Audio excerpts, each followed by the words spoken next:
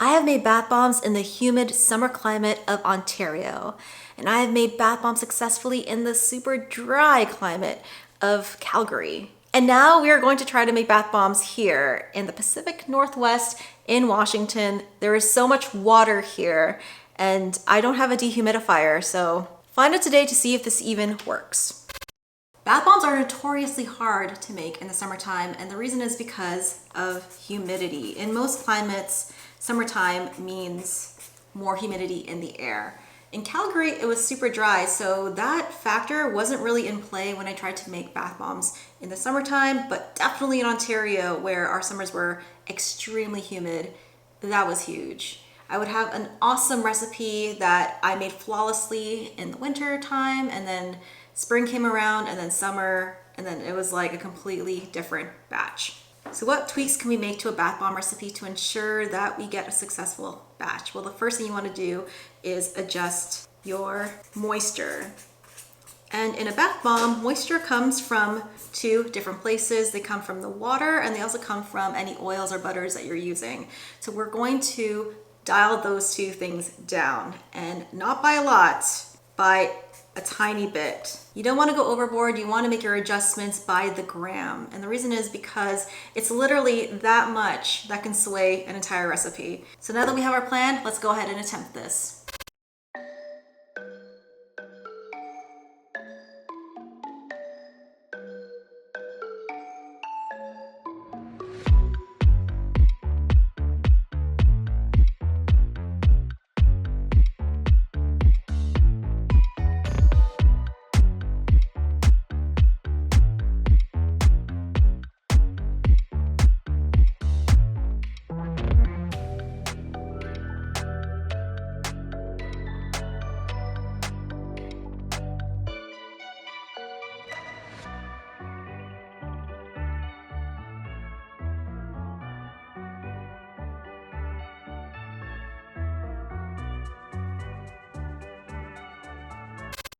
And here is my mix.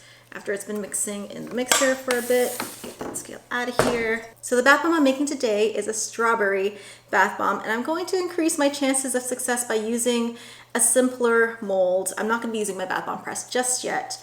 I really want to see how difficult these conditions are going to be, if at all. So it's good to start with something easy to kind of gauge what your environment is going to require. So because it's a strawberry bath bomb that I'm making today using a hybrid mold, I'm going to use two colors. I'm going to use a red and a green, and I'm just going to split this batch into the two colors. Yeah, so it's going to be mostly pink. So I want to separate out a third of the mix so that I can color that green. And because I'm using this mixer, it doesn't really mix as thoroughly as I would like, so I'm going to give it a mix with my hands, get all of the ingredients from the bottom up into the mix. Transfer about a third of that. No, let's do 2/3. Oh shoot, hold on. Let's use the big bowl. I'm a little out of practice when it comes to bath bombs, guys. Sorry if I'm adjusting things or making mistakes along the way. I'm kind of reminding myself how to do this. It's been a while, let's just put it that way. So I'm just gonna eyeball it and see. I think that's good enough. One more handful should be good. And to color this, we are using Fizz Fairy colors. The green's gonna be emerald green dye. And when you're using hybrid dyes, you don't need a lot. I'm gonna use about, this is probably a little less than 1/4 teaspoon for the green. And we're gonna get this mixing in our mixer. To dilute this dye, we're gonna need some water. And because we are in a humid climate, I'm not gonna use too much. I think I'm gonna do 2 sprays. You can see once I spray it, it activates that dye. I added another 2 sprays there. So to see if this mix is wet enough, I'm going to grab some and squeeze. And if it keeps its shape in my hand, I know it's good enough. So that's moist enough for me. Might give this mix a little bit longer. Okay.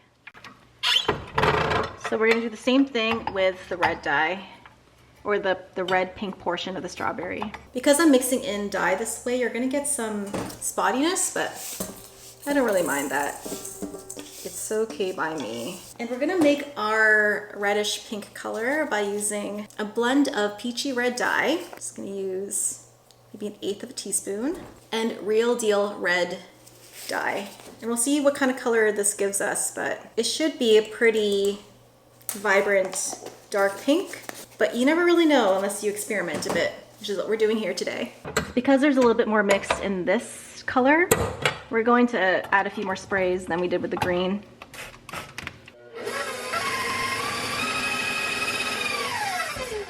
So this is looking a little darker than I wanted to, probably because of the green that was left over on the beaters. So I'm going to add a touch of hot pink to this to see if I can get that color a bit lighter and more vibrant.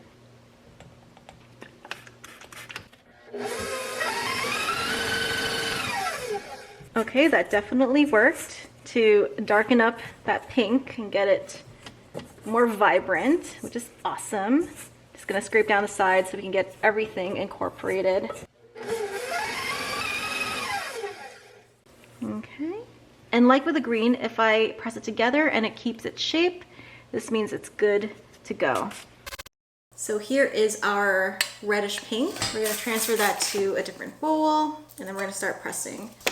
Here are my two colors, my red and my green, or pink and green. All you do is press the mix into the mold, like that. We have some green at the top, which will be the strawberries leaves, I guess. And then we have the reddish pink at the bottom. And we're just gonna press the bath bomb mix into all of the details of that mold and just keep going until we reach the top. Remember, we're always pressing down because the success of this hybrid mold is in how compact you can make the mix. Pressing everything in, you kind of want to have everything just above the edge. And once you have it all in, just take this scraper.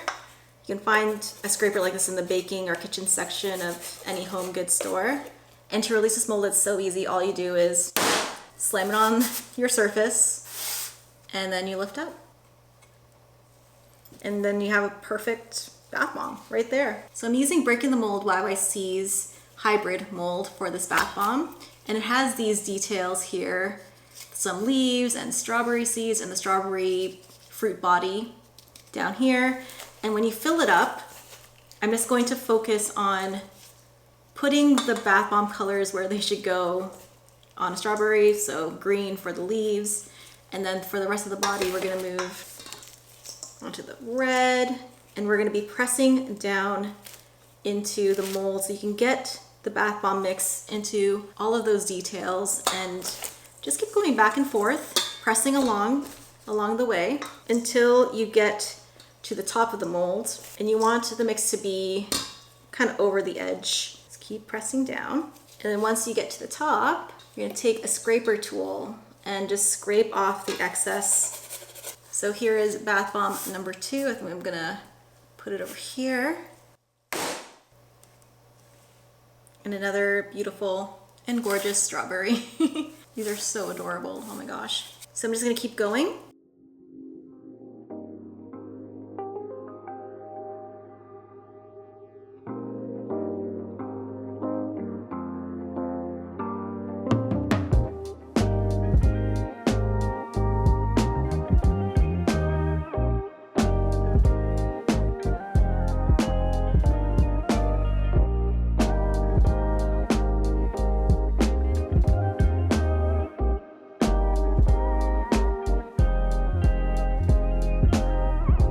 So my recipe plus a hybrid mold in Washington humid temperatures, I was able to press really great bath bombs. The journey's not over though. We need to see whether or not these bath bombs will solidify over a 12-hour, 24-hour period, and definitely the ambient humidity affects that. So that's something that I will show you tomorrow as I let these guys solidify and harden. Hopefully by tomorrow we can also demo these guys so you can see how they perform in the water. Good morning.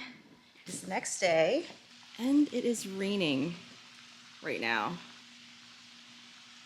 We've been having a really good stretch of just sunny, gorgeous weather, and I've been waiting for a rain like this, and it's finally here. 70%, yep, 70% humidity right now. So let's go see how the bath bombs did. Are you ready to see whether or not our bath bombs did okay overnight?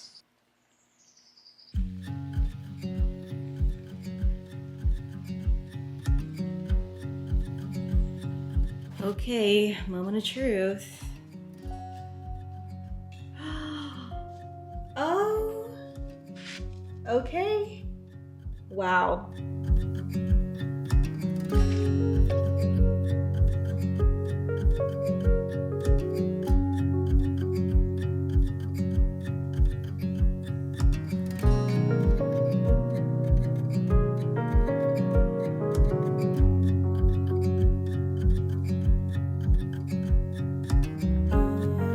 We have completely dry bath bombs. These are pretty solid to the touch. I just made them yesterday. No dehumidifier, just small tweaks to my existing recipe. Oh, and it smells so good. I don't know if I mentioned it. Strawberry Angel Cake by Kulig Aromatique smells so delicious and just so perfect for these strawberry bath bombs. Wow. Hello, we are in my bathroom and we are about to demo this bath bomb to see how she performs in the water. So we have our bath here, and I don't know if this will sink or float because this is kind of dense. Whenever I make my bath bombs in hybrid molds, I always pack them in real tight so there's practically no air bubbles in here, but there's a lot of surface area, so it could be a floater. We'll see. All right.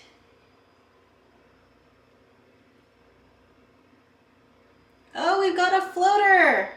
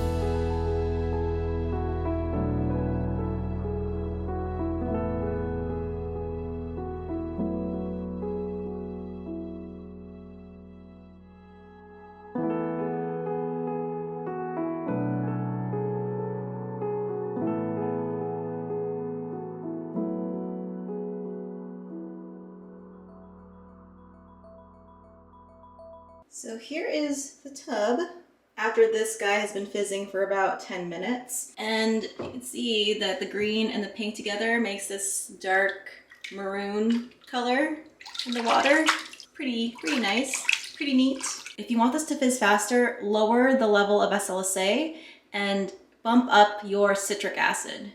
And that should cause a fizzier bath bomb. I really miss making bath bombs, and I'm so glad that I'm able to do that here in Washington without any issue. And we have a clean tub. But just a quick note on that, you could get some staining if you use too much of the water-soluble dyes. So make sure you test all of your bath bombs before you sell them to the public so that you know the right amount to use. Sometimes I do get a little bit of leftover color, but it's easily cleaned away with just regular bathtub cleaner. But if you're the type of company that wants to sell bath bombs that leave behind zero trace, you definitely should be testing. If you want the recipe and steps for this adorable strawberry bath bomb, you can find that on my Patreon, which is linked down below. Making bath bombs in a different environment is always so scary, and I'm so relieved to know that my recipe works in Washington's humid climate. I'm just really, really happy about that. If you enjoyed today's video, please leave me a like and don't forget to subscribe. And until the next video, keep smiling, keep being awesome. And I'll see you in the next one. Bye guys.